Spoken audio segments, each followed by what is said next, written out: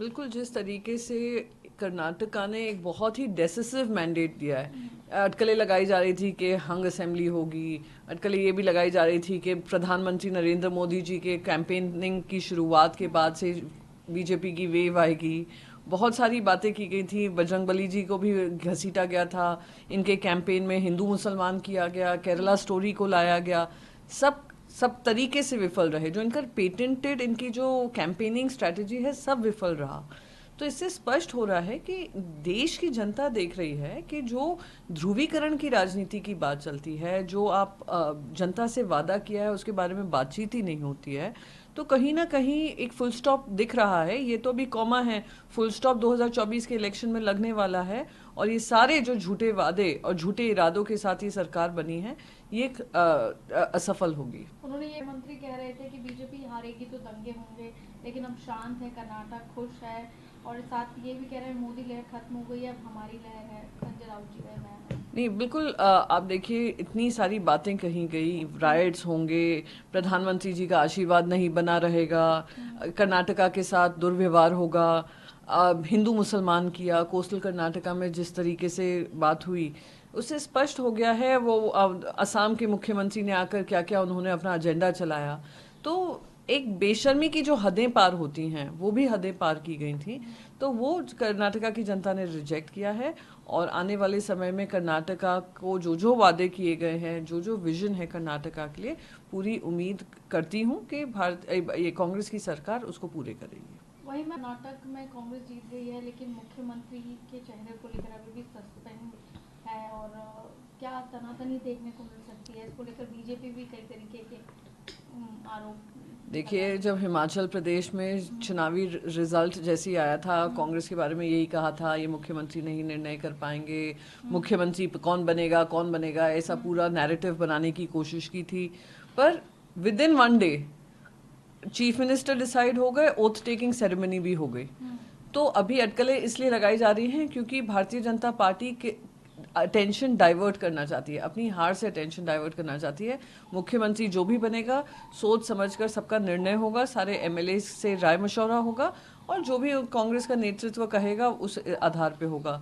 उसमें ये यहाँ पे ताका झाकी करना, ऐसा होता है ना कि पड़ोसी के घर में क्या चल रहा है उसमें आप झांकने में ज़्यादा इंटरेस्टेड हैं, ये वही बातें हैं। वही चुनाव बीजेपी मुक्त दक्षिण भारत है, मल्लिकार्जुन कहते हैं कांग्रेस 135 सीटों के साथ भूस्खलन हो जाता है। कर्नाटक की जीत आगामी लड़ाइयों के लिए कांग्रेस का मनोबल बढ़ाती है।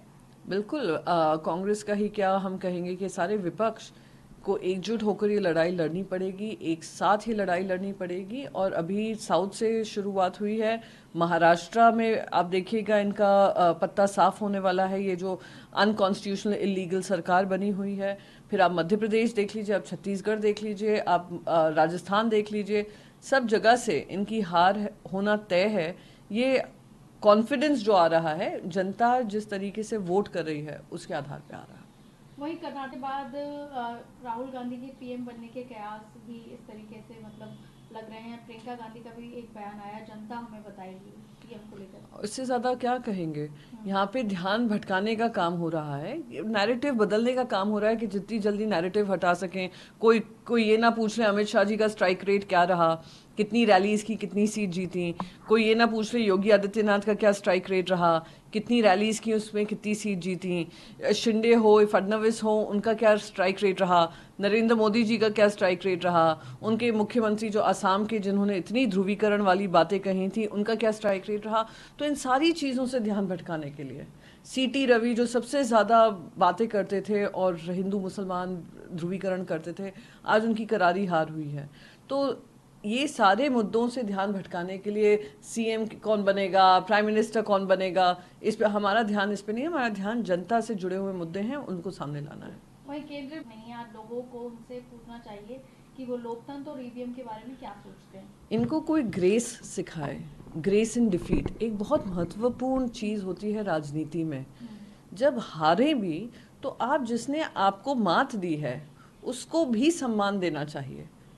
आपका कैंपेन जो भी रहा, नेगेटिव कैंपेन रहा, भारी बहुमत से वेव वाला इलेक्शन रहा, कि वेव वाला इलेक्शन हुआ है। और फिर भी आप इंस्टेड ऑफ बीइंग ग्रेशियस के बधाई देने की बजाय आप ये ढूंढने कि आपने ईवीएम के बारे में कहा। अरे ईवीएम की सबसे पहले जो सवाल पूछे थे इन्हीं के राज्यसभा एमपी बने हुए हैं, जीवीएल एनराव ने खड़े किए थे। उसमें फॉरवर्ड किसने लिखा था? एलके अडवाणी जी ने लिखा था। तो ईवीएम की शुरुआत बहस तब से चल रही है। तो ये राजीव चंद्रशेखर से ये उम्मीद नहीं थी कि वो इस पे ग्रेस दिखाने की बजाय इस तरीके की बातें करेंगे, पर उम्मीद करती हूँ कि कहीं कहीं सत्ता हारने के बाद थोड़ा एरोगेंस इन लोगों का कम होगा।